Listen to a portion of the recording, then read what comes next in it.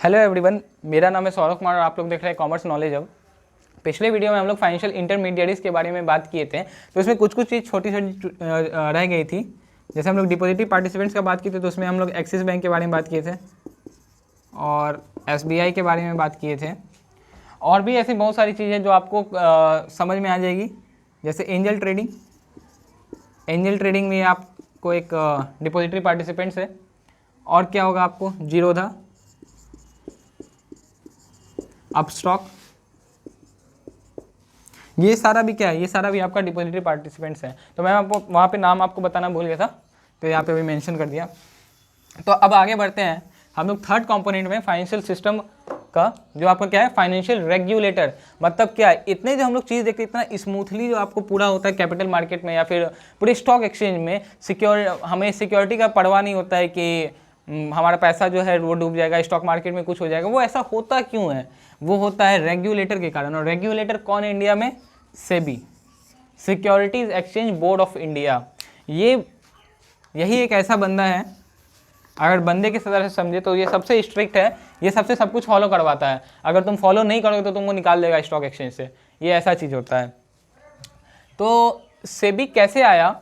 सेबी पहले ही आ गया था, जब आदमी उनको, मतलब हम लोग नहीं जानते सेबी के बारे में इतना। पहले सेबी एज ए वॉचडॉग आया था। वॉचडॉग का मतलब क्या है? वो क्या करता था? वॉच करता था, जो भी स्टॉक मार्केट में होता था उसे वो क्या करता था? वॉच करता था। वो बस देखता था, उसके पास कोई ये पावर नहीं था कोई एक्शन लेने का। लेकिन अब बहुत सारा पावर है, अब तो प्यूनिटिव एक्शन भी लेने का पावर सेबी को आ गया है। तो आखिर ऐसा कब हुआ? तो सबसे पहले सेबी क्या था? वॉचडॉग। फिर हुआ इंडिया में, आप लोगों को पता होगा, हर्षद मेहता स्कैम। ये ऐसा स्कैम था जो पूरी इंडिया के इकोनॉमी को हिला के रख दिया, और जिस कारण से तब समझ में आया इंडिया को कि एक रेगुलेटर होना कितना ज़रूरी है। और जैसे रेगुलेटर का बात आया तो सेबी आ गया पोजीशन पे, और उसके बाद सेबी का सारा काम स्टार्ट हुआ था। मेन फंक्शनिंग जो था, जो हम लोग पढ़ेंगे अभी, इसका ऑब्जेक्टिव्स पढ़ेंगे, चाहे उसका फंक्शन पढ़ेंगे, चाहे उसका पावर्स पढ़ेंगे। तो ये सब, ये वाला वॉचडॉग में तो कुछ नहीं था, उसका कोई पावर नहीं था, ना उसका कोई ऑब्जेक्टिव था। लेकिन जब ये हर्षद मेहता स्कैम हुआ, उसके बाद जब SEBI main as a regulator बन के आया, तो उसके पास क्या, उनकी क्या ऑब्जेक्टिव थे, क्या पावर थे और क्या क्या फंक्शन थे, उसको हम लोग डिस्कस करेंगे। तो पहले समझते हैं कि आखिर ऐसा क्या हुआ हर्षद मेहता स्कैम में, या फिर कोई भी स्कैम ऐसा क्या होता है जो पूरा इकॉनमी हिल जाता है। ऐसा क्यों बोलते हैं पूरा इकॉनमी हिल गया? तो एक बेसिक सा एग्जाम्पल लेते हैं कि मान के चलते हैं कोई, आप एक और कंपनी के बारे में सुनेंगे, सत्यम स्कैम भी जो इंडिया में हुआ था, उसने भी पूरे इंडिया को हिला के रख दिया था। तो हम लोग Harshad Mehta scam as a case study discuss करेंगे, जो कुछ दिनों में हमारे चैनल पे आने वाला है। तो पहले हम लोग देखते हैं आखिर एक स्कैम में क्या होता है। जैसे एक कंपनी लेते हैं, ABC लिमिटेड, ठीक है।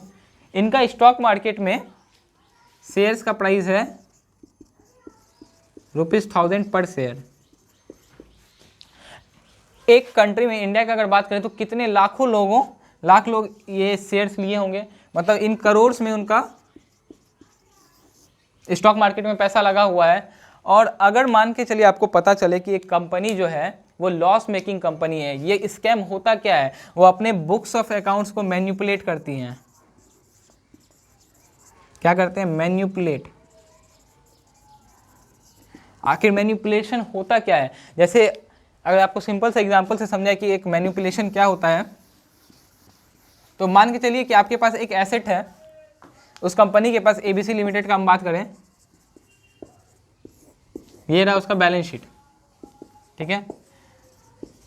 कोई एसेट है, इसका मार्केट वैल्यू या फेयर वैल्यू होना चाहिए 3 लाख, और कंपनी इसको कितना दिखा रही है? 5 लाख। कंपनी को क्या हो रहा है? लॉस हो रहा है। यहाँ पे PL की तरह डेबिट में, तो क्या होगा? लॉस होगा। लेकिन कंपनी क्या दिखा रही है? इसके पास PL भी है, जनरल रिजर्व भी है, अदर रिजर्व भी है, कैपिटल रिजर्व भी है, ये दिखा रही है। और क्या है? लायबिलिटीज उनका है 2 लाख, दिखा कितना रही है? 50,000। ये इसको क्या कहते हैं? इसको कहते हैं बुक्स ऑफ अकाउंट्स को मैनिपुलेट करना। इससे जब भी कुछ शेयर होल्डर्स देखते हैं, अगर कोई भी बंदा पैसा लगाने जाएगा तो क्या देखेगा उसका? आज के डेट में सब कुछ आ गया, करंट रेशियो, क्विक रेशियो, आप लोग डायरेक्टली हम लोग जाके देख लेते हैं। और रेशियोज कैसे निकलते हैं? करंट रेशियोज कैसे निकलते हैं? Current asset by current liability. तो वो कहाँ से आता है, वो इसी बैलेंस शीट पे आता है। यहाँ पे ही फिगर मैनिपुलेट कर दिया गया, तो करंट रेशियो और क्विक रेशियो कैसा दिखेगा आपको, अच्छा दिखेगा। इंसॉल्वेंसी रेशियो आपको कैसा दिखेगा, सारा आपको अच्छा दिखेगा। और आप क्या करोगे, इस कंपनी का शेयर्स बाय कर लोगे, ABC लिमिटेड का। और आपको बाद में जब पता चलेगा कि ये कंपनी क्या करेगी, ये कंपनी तो अपने बुक्स ऑफ अकाउंट को मैनिपुलेट कर रही है, तो सोचिए कितना ज़्यादा कैपिटल उस कंपनी का होगा मार्केट में। और अचानक से पता चले कि ये अपने शेयर होल्डर्स को पैसा नहीं दे पाएगी, क्योंकि अगर इन केस ऑफ लॉस सबसे लास्ट में पैसा किसको मिलता है, एक शेयर होल्डर को सबसे लास्ट में पैसा मिलता है। और मे भी पैसा ना भी मिले, इन केस ऑफ लॉस तो नहीं भी मिलेगा। तो कितना, अगर एक शेयर का दाम कितना था 1000 रुपीज़, तो कितने लोग इसका शेयर खरीदोगे। इन कैपिटल, इन करोड़ से बात करें तो कितना करोड़ रुपया बर्बाद हो गया जिसका कोई नहीं रहा। पहला चीज़ ये हुआ।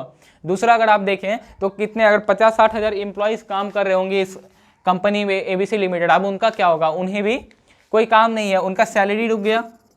अब उनका फैमिली कैसे चलेगा, एक्सपेंस क्या हुआ, इतने आदमी का कम हुआ तो कैपिटल एक्सपेंडिचर, एक इकोनॉमी का एक्सपेंडिचर घट जाएगा। जब हम लोग नेशनल इनकम का बात करें तो उसमें क्या आता है आपका, एक्सपेंडिचर मेथड आता है, उसमें क्या आता है आपका C+I+G+X-M। तो आपका क्या हो गया C क्या हो गया आपका, C घट जाएगा। क्यों घट जाएगा, क्योंकि यहाँ पे इकोनॉमी में इतने ह्यूज अमाउंट पे अगर एक्सपेंडिचर घट जाए, इतने आदमी को लॉस लगे, यहाँ पे आपको इतने स्टाफ को लॉस लगा, इतने इन्वेस्टर्स को लॉस लगा, तो क्या होगा आपका एक्सपेंडिचर घटेगा। एक्सपेंडिचर घटेगा तो आपका क्या होगा, नेशनल इनकम का वैल्यूएशन में नेशनल इनकम घटेगा, आपका GDP तो इसके अंदर ही आ गया। नेशनल इनकम जब आपका घट गया तो इन अब्रॉड बात करें या फिर वर्ल्ड वाइड बात करें, आपका इकोनॉमी क्या होगा, डाउन होगा। इस कारण से कोई भी स्कैम जो होता है वो एक कंट्री को कितने गंदा तरीके से शॉक में डाल देता है। ये हम लोग एकदम छोटे में डिस्कस किए, हम लोग कभी इसको अच्छे से डिस्कस करेंगे। हर्षद मेहता स्कैम को मैं वहाँ पे बताऊंगा कि अगर पूरे इन डेप्थ जाते हैं तो कैसे होगा, वो इन केस स्टडीज़ में हम लोग करेंगे। अभी फिलहाल आगे बढ़ते हैं सेबी के साथ। तो उसके बाद सेबी जो था आपको पूरा पोजीशन में आ गया। अब सेबी पे हम लोग अगर चर्चा करें तो सेबी में 3 चीज़ें, आपका जो मेन काम अब यहाँ पे आया सेबी, तो किस चीज़ के कारण आया था, कितने लोगों को लॉस लगा था। तो मेन कहीं भी बात आए सेबी का क्या होता है, प्रोटेक्शन। क्या करता है, प्रोटेक्शन ऑफ इंटरेस्ट। किसका करता है, ऑफ इन्वेस्टर्स। इन्वेस्टर्स कौन है, हम लोग हैं इन्वेस्टर, हमारे इंटरेस्ट को प्रोटेक्ट करता है। मतलब क्या कि हमारे साथ कोई चीट ना हो स्टॉक मार्केट में, उसको रोकता है ये रोकता है SEBI, security exchange board of India. तो हम लोग अभी 3 चीज़ डिस्कस करेंगे। पावर सेबी का क्या है सबसे पहले, फिर डिस्कस करेंगे ऑब्जेक्टिव क्या है सेबी का। तो मेन ऑब्जेक्टिव इसका हम पहले बता दिए, protection of interest of investors. Companies का भी इंटरेस्ट को प्रोटेक्ट किया जाता है, वो हम बताएंगे आपको कैसे होता है। वो एक्चुअली आर्टिफिशियल शॉर्टेज या फिर डिमांड क्रिएट करके होता है। और फिर आपको क्या आता है उसके बाद, क्या हो गया, पावर हो गया, ऑब्जेक्टिव हो गया, और डेवलपमेंट। ये 3 चीज़, सॉरी फंक्शन, डेवलपमेंट एक पार्ट था, फंक्शन। ये 3 चीज़ को हम लोग डिस्कस करेंगे सेबी का। तो सबसे पहले स्टार्ट करते हैं नंबर 1 से, पावर से। सेबी के पास क्या क्या पावर है। जब हम लोग डिपॉजिटरी के बारे में डिस्कस किए थे तभी हम लोग एक चीज़ बताए थे कि डिपॉजिटरी को अपॉइंट करता है, सॉरी डिपॉजिटरी पार्टिसिपेंट्स को अपॉइंट करता है कौन, डिपॉजिटरी, लेकिन उसको अप्रूव कौन करता है, वो करता है सेबी। तो पहला पावर सेबी के पास क्या हुआ, approval of DP, depository participant, कौन करता है, सेबी करता है। दूसरा, हर्षद मेहता स्कैम जैसा जो स्कैम हुआ जिसमें बैलेंस शीट ऑल्टर किया जाता था, उसके बाद से सेबी जितने भी आपके डीपी या फिर ब्रोकर कह लो, ब्रोकर्स हो गए, कंपनीज हो गई, फाइनेंशियल जितने भी इंटरमीडिएरीज हैं, इन सब की बुक्स ऑफ अकाउंट्स को वो चेक कर सकता है। कभी भी सेबी के पास ये पावर है कि जब उसे लगे तब वो जाकर के अपने डिपॉजिटरी पार्टिसिपेंट या फिर ब्रोकर को या कंपनी को या फिर फाइनेंशियल इंटरमीडिएट जितने भी हैं उनका बुक्स ऑफ अकाउंट जाके चेक कर सकता है, NSDL को चेक कर सकता है, CDSL को चेक कर सकता है। वो हर एक चीज़ को चेक करने का पावर रखता है। NSE को भी चेक कर सकता है, वो national stock exchange, Bombay stock exchange. तो सेबी एक तरीके से समझो सबसे बड़ा चीज़ है, उसमें आपको फिर आता है NSE BSE। सबसे ऊपर कौन है, सेबी, ये रेगुलेटर है, यही सब कुछ चलाता है। और क्या सेबी के पास पावर है, तो जितने भी बाय लॉज हैं, मतलब जितने भी लॉ हैं, ये क्रिएट भी करता है सेबी और फोर्स भी करता है इम्प्लीमेंट करने के लिए। मतलब जितने भी लॉज बनते हैं आपको स्टॉक मार्केट में, स्टॉक एक्सचेंज में या फिर फाइनेंशियल सिस्टम में, आप जो भी लॉ देखते हैं वो लॉ बनाता कौन है, वो बनाने वाला कौन होता है, सेबी, और इसको रेगुलेट करवाने वाला भी कौन होता है, मतलब आप लोग वो काम करो, डिपॉजिटरी पार्टिसिपेंट्स आपका वो काम करे, चाहे कंपनी हो गई, चाहे आपका जितने फाइनेंशियल इंटरमीडिएटरीज हो गए, जीरोधा हो गई या फिर एंजल ट्रेडिंग हो गई, वो सारा आपका काम करें, वो सही तरीके से काम कर रही है, इंश्योर कौन करता है, इससे भी करता है। कैसे करता है, तो वो उसके लिए एक्ट बनाता है और बोलता है कि तुम उसके अकॉर्डिंग काम करो।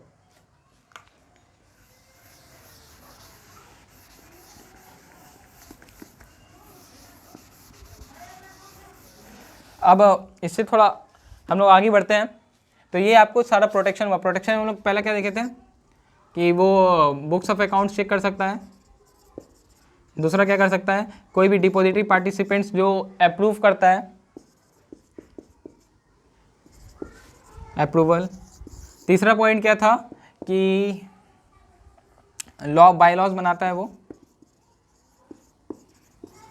और एक था जो छूट गया, किसी भी कंपनी को लिस्ट होने से स्टॉक एक्सचेंज में, स्टॉक मार्केट में, उससे रोक सकता है।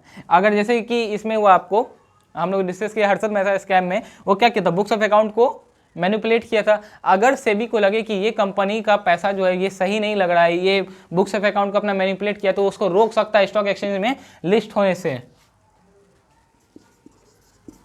Has the power to stop any company from being listed in stock exchange, चाहे वो BSE हो या NSE हो, इतना पावर सेबी के पास होता है। तो एक तरीके से मैं बोल रहा हूँ सेबी से बड़ा कोई नहीं है, सेबी के अंदर सब आता है। ये आपका पावर हो गया 4 सेबी का। अब हम लोग सेकंड बात करते हैं सेबी के ऑब्जेक्टिव के बारे में। ऑब्जेक्टिव्स ऑफ सेबी, तो पहला ऑब्जेक्टिव सेबी का क्या है, इन्वेस्टर्स के इंटरेस्ट को प्रोटेक्ट करना। एक minute, protection of investors interest क्या करता है, इन्वेस्टर्स के इंटरेस्ट को प्रोटेक्ट करता है। दूसरा क्या, protection of listed companies interest. तो हम लोग ये तो डिस्कस कर लिए पहले कि इन्वेस्टर्स के इंटरेस्ट को कैसे प्रोटेक्ट करता है। अब हम लोग बात करते हैं लिस्टेड कंपनी जो है उसके इंटरेस्ट को। कंपनीज इंटरेस्ट नहीं बोल सकते, कंपनी बहुत सारी है जो स्टॉक एक्सचेंज में लिस्टेड नहीं है, जो लिस्टेड कंपनी उनके इंटरेस्ट को कैसे प्रोटेक्ट करता है। तो इसमें आपको एक टर्म आ जाता है artificial demand and shortage. Artificial demand या शॉर्टेज क्रिएट करना, आखिर ये आर्टिफिशियल डिमांड या फिर शॉर्टेज क्रिएट होता कैसे है। तो मान के चलिए कोई एक बंदा है, जैसे राम लेते हैं, राम क्या किया, रिलायंस का शेयर खरीदने लगा, 1 2 3 100 200 300 400 ऐसे करके राम क्या किया, रिलायंस का शेयर को खरीदने लगा। तो आप जब स्टॉक मार्केट में जाओगे, रिलायंस का शेयर देखोगे, तो जैसे ऐसे ऐसे चल रहा है, वो आपको फिर ऐसे ऐसे बढ़ता हुआ दिखेगा। तो नॉर्मल पब्लिक क्या करेगी, देखिएगा अरे रिलायंस का शेयर का प्राइस बढ़ रहा है, मतलब क्या हुआ, रिलायंस अच्छा काम कर रहा है, फ़ायदा ज़्यादा कमा रहा है, इस कारण से इसका शेयर का प्राइस बढ़ रहा है। तो पब्लिक भी इसके साथ क्या करने लगेगी, बाय करने लगेगी। Public will also start buying shares of Reliance. Public भी क्या करेगी, इस कंपनी के रिलायंस के शेयर को बाय करने लगेगी, और जब पब्लिक बाय करेगी तो ये और बूस्ट होगा, और ये बंदा क्या करेगा, राम, उसके बाद जितना भी शेयर खरीदा उसको बेचने लगेगा, और इससे क्या होगा, फायदा होगा। जैसे मान के चलिए वो ये शेयर खरीदा था 100 रुपये में, ठीक है, अब प्राइस जब यहाँ पे ये खरीदा था इस पॉइंट पे 100 रुपये में, अब प्राइस कितना हो गया, 1000 रुपीज़। इस समय वो क्या करेगा, शेयर बेच देगा, तो कितना का प्रॉफिट हुआ उसको, 900 रुपीज़ का उसको प्रॉफिट हो गया। इसको क्या कहते हैं, आर्टिफिशियल डिमांड या शॉर्टेज क्रिएट करना। ये क्या हुआ, आपका आर्टिफिशियल डिमांड क्रिएट कर दिया, वो देखने लगा बाप रे कितना शेयर इसका बढ़ने लगा, तो इसको कहते हैं हम लोग आर्टिफिशियल डिमांड या शॉर्टेज। अब बात करते हैं हम लोग, इससे आगे बढ़ते हैं, ऑब्जेक्टिव के बाद आता है आपको function of SEBI. Basically SEBI का 3 फंक्शन है। प्रोटेक्टिव फंक्शन, अब वो जैसे हम लोग इतना जैसे प्रोटेक्शन का बात करें, प्रोटेक्शन करता कैसे है सेबी, तो इसमें हम लोग डिस्कस करेंगे थर्ड में फंक्शन ऑफ सेबी। तो सेबी का 3 फंक्शन होता है,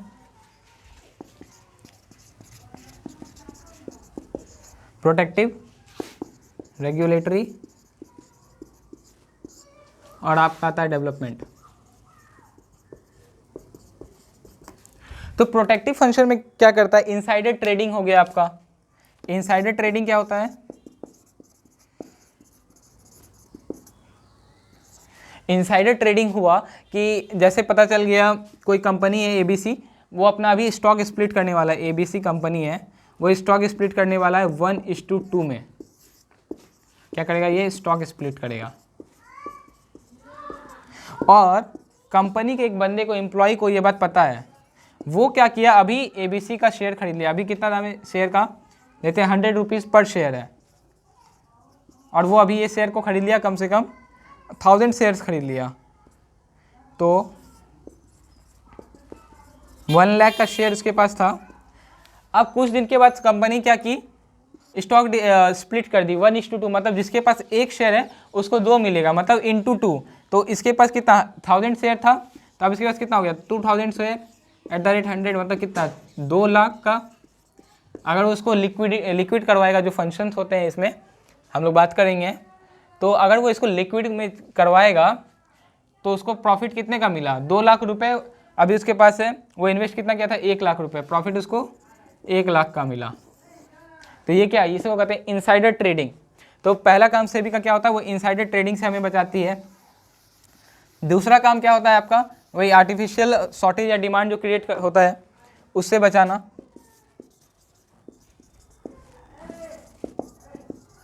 डिमांड या शॉर्टेज, इससे बचाती है। अब अगर बात करें रेगुलेटरी में, तो ये डीपी अपॉइंट करती है, जो हम लोग पहले डिस्कस किए थे, अप्रूव करती है। कोड ऑफ कंडक्ट डिसाइड करती है। फ्रेमवर्क जितने भी होते हैं, रूल्स रेगुलेशंस, ये कौन बनाता है, ये सारा सेबी बनाता है। ये रेगुलेटरी फंक्शन हुआ इसका। डेवलपमेंट फंक्शन क्या है, अपने जितने भी डिपॉजिटरी पार्टिसिपेंट्स हैं उनको ट्रेनिंग देती है, ताकि वो और अच्छे से स्टॉक मार्केट में परफॉर्म कर सकें, और अच्छा मुनाफा प्रॉफिट कमा सकें, और दूसरों को भी और अच्छा प्रॉफिट वो इन्वेस्टर्स को भी प्रोवाइड कर सकें। तो ये था आपका सेबी के बारे में हम लोग डिस्कस किए। सेबी में हम लोग सेबी के फंक्शन को देखें, और क्या क्या देखें सेबी में, हम लोग ऑब्जेक्टिव को सेबी का देखें, सेबी कैसे आया वो समझे थे हम लोग। तो ये बेसिकली आपको बेसिक सेबी के बारे में इन डेप्थ हम लोग नहीं गए अभी, हर एक चीज़ को हम लोग बाद में डील करेंगे। ये आपको अगर फाइनेंशियल सिस्टम के बारे में जानना है तो इतना काफ़ी है आपको जानने के लिए, और इन डेप्थ डिस्कस करना है तो इन डेप्थ हम लोग लास्ट में बाद में कभी डिस्कस करेंगे, अच्छे से उस पर वीडियो बनाएंगे।